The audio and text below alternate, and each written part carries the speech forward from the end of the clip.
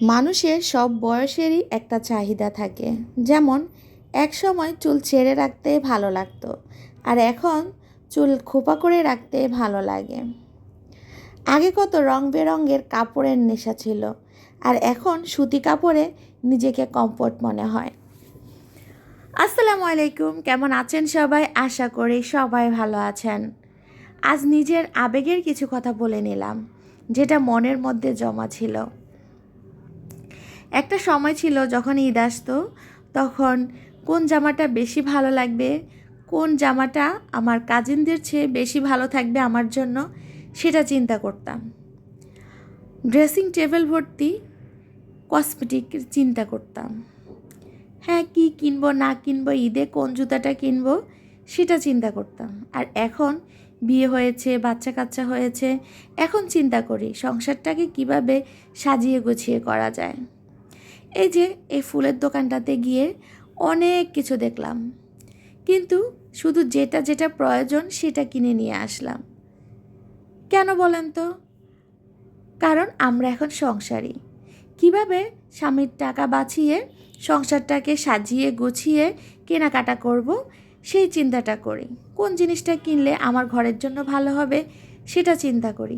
আর কিভাবে টাকা জমিয়ে সেটা একটা কাজে লাগাবো সেই চিন্তাটাও করি। তাহলে আপনারা কি মনে করলেন আমার কথায়? যে আসলেই আমরা সংসারী। আমার প্রতিটা বোনেরাই এরকমভাবেই চিন্তা করে। তাই আজকে যখন এই দোকানে গেলাম তখন কিন্তু এই কথাগুলো বারবার মাথায় আসছিল। তাই আমি আমার মনের কথাগুলো আপনাদের সাথে শেয়ার করে নিলাম। তারপর এত গরম ছিল, আইসক্রিম খেয়ে নিলাম বাসায় এসে। আর এই রান্নাটা আমার রাতের। এত গরম পড়ছিল, দুপুরবেলায় বাইরে যাব তাই রান্নাটা আর করিনি, যা ছিল তা দিয়ে খেয়ে নিয়েছি। আর এখন এটা হচ্ছে আমার রাতের ভিডিও। আমি কিন্তু দুপুরেই সব কিছু রেডি করে রেখেছি, রাতে শুধু রান্না করব। তাই এখন একটুও ঝামেলা হয়নি, শুধু রান্না করার পালা। আমি এখানে এই কচুগুলাকে কেটে নিয়ে লবণ হলুদ মাখিয়ে কিছুক্ষণ রেখে দিয়েছি। তারপর সয়াবিন তেল ফ্রাই প্যানে দিয়ে আমি ভেজে নিচ্ছি। এই কচুটা আপনি একটু ভালো করে ভেজে রান্না করলে খেতে কিন্তু খুব মজা হয়। আমার হাজব্যান্ডের অনেক পছন্দ, আর বাচ্চাদেরও অনেক পছন্দ। এভাবে যদি কচু রান্না করা যায় তাহলে কিন্তু খেতে অবশ্যই খুবই মজা হয়। আমি সবসময় এভাবে রান্না করে থাকি। আর আমি এখন চুলায় একটা পাতিল বসিয়ে নিয়েছি, আর কচু যে ভেজেছিলাম সেই তেলটাই দিয়ে দিয়েছি পাতিলে। কারণ আমরা মেয়েরা খুবই হিসাব করে চলতে পছন্দ করি। কেন এই জিনিসটা আমি ফেলে দিব? এই তেলটা ফেলে দেওয়ার তো কোনো মানেই হয় না। তাই এই তেলটা দিয়ে রান্না করছি। আমি এখানে তেল দিয়ে তেলটা যখন গরম হয়ে এসেছে তখন আমি পেঁয়াজ কুচি দিয়ে দিয়েছি। তারপর একটু ভালো করে নাড়াচাড়া করে আমি লবণ দিয়ে দিই। কারণ লবণটা আমার পরে দিতে একটু মনে থাকে না, তাই সবসময় আমি লবণটা আগেই দিয়ে দিই। তারপর আমি আদা রসুন বাটাটা দিব। একটু রসুনের পরিমাণটা বেশি দিতে হবে, কারণ কচুতে রসুনের পরিমাণটা একটু বেশি দিতে হয়। তারপর আমি এক এক করে জিরার গুঁড়া, ধনিয়ার গুঁড়া, তারপরে হলুদের গুঁড়া, মরিচের গুঁড়া দিয়ে দিব। আর এখানের সবচেয়ে ইম্পর্টেন্ট যে জিনিসটা আমার কাছে, আমি যেটা রান্নাতে ব্যবহার করি সেটা হচ্ছে নারিকেল বাটা। আমি কিন্তু কচুতে সবসময় নারিকেল বাটা দেই। যেটা আমি এভাবে ভেজে রান্না করি সেটা আমি অবশ্যই নারিকেল বাটা দিয়ে রান্না করি। আর এখানে আমার মশলা পুড়ে যাবে বিদায় আমি একটু পানি দিয়ে দিয়েছি। আপনার রান্নাটা হচ্ছে আপনার নিজের মতো করে রান্না করবেন। আপনার পরিবার যেভাবে খেতে পছন্দ করে আপনি ঠিক সেভাবে রান্না করবেন। কে কী ভাবলো কে কী ভাবলো না, আপনার সেটা দেখার দরকার নাই। আপনি কিভাবে আপনার পরিবারটাকে নিয়ে সুখে থাকবেন, শান্তিতে থাকবেন, সেটা আপনাকে চিন্তা করতে হবে। এই সংসারটা আপনার, সন্তান, হাজব্যান্ড সব কিছু আপনার। তাই আপনি কিভাবে আপনার বাচ্চাদেরকে নিয়ে, আপনার হাজব্যান্ডকে নিয়ে সুখে থাকবেন, আপনাকে সেই চিন্তাটাই করতে হবে। আর আমার মা সবসময় আমাদেরকে নারকেল দিয়ে থাকে বাড়ি থেকে।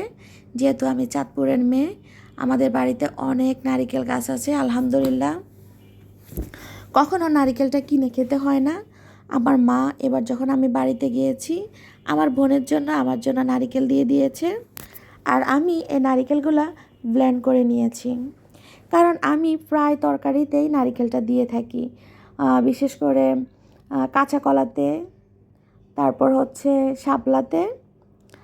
তারপর আমি আরেকটা রান্না করি ডিম দিয়ে নারিকেল দিয়ে, তারপর হচ্ছে একটা মাছ দিয়ে খুব ঝাল ঝাল মরিচ বাটা দিয়ে একটা মাছ রান্না করি, সেটাও খেতে খুব মজা হয়। তবে এই দুইটা হচ্ছে আমার মায়ের হাতের একদম নিজস্ব রেসিপি, যেটা হয়তো আপনারা চাইলে আমিও একদিন আপনাদের সাথে শেয়ার করব। আমার কিন্তু মশলা কষানোটা প্রায় হয়ে আসছে।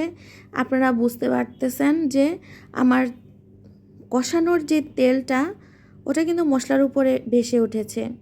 এ পর্যায়ে কিন্তু আমি ভেজে রাখা কচুগুলো দিয়ে এখন ভালো করে নাড়াচাড়া করে নেব।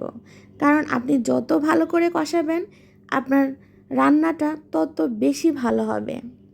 আমার মা সবসময় কথাটা বলে থাকেন যে কষানোর মধ্যেই অর্ধেক রান্না হয়ে যাবে, সেই খাবারটা খেতে আসলে অনেক মজা লাগে। আর আপনারা বুঝতে পারতেছেন কতটা লোভনীয় হচ্ছে আমার এই রান্নাটা। আমার তো এখন ভিডিও দেখে যখন ভয়েস দিচ্ছি আমার খুব খেতে ইচ্ছে করছিল। ইনশাল্লাহ কোনো একদিন আবার খাবো, আল্লাহ যদি আমার রিজিকে রেখে থাকেন অবশ্যই কোনো একদিন খাবো। তারপর আমি ঢাকনা দিয়ে ঢেকে রেখেছি, কষতে থাকুক। আর যারা আমার ভিডিও দেখে ফেলেছেন, অলরেডি দেখছেন, অবশ্যই একটা লাইক দিয়ে দিবেন। আপনাদের একটা লাইক আমার ভিডিওর জন্য অনেক জরুরি। আর যদি আপনাদের একটু ভালো লেগে যায় অবশ্যই সুন্দর একটি কমেন্ট করে আমাকে জানাতে পারেন। আর যদি আরেকটু বেশি ভালো লেগে যায় তাহলে সাবস্ক্রাইব করে আমার ভিডিওর পাশে থাকতে পারেন। আর এখন আমি চেক করে নিচ্ছি কতটুকু সেদ্ধ হয়েছে, আর দেখলাম যে না, প্রায় অর্ধেক সেদ্ধ হয়ে গেছে। তাই আমি ওভাবে পানি দিব। যে কোনো তরকারিতে আপনি এভাবে যদি কষানোর মাধ্যমে আপনি চেক করে নেন যে আপনার তরকারিটা কতটুকু সেদ্ধ হয়েছে, তখন কিন্তু আপনি ওই পরিমাণে পানি দিতে পারবেন। এটা নতুনদের জন্য খুব ভালো একটা টিপস। আসলে আমরা ভিডিওর মাধ্যমে অনেক ছোটোখাটো টিপস দিয়ে থাকি, কারণ আমরা রান্না করতে করতে এখন অভ্যস্ত হয়ে গেছি। তাই আমাদের নতুন ভাই বোনেরা ওদের জন্য খুবই উপকার হবে, বিশেষ করে বোনদের জন্য যারা নতুন রাঁধুনি।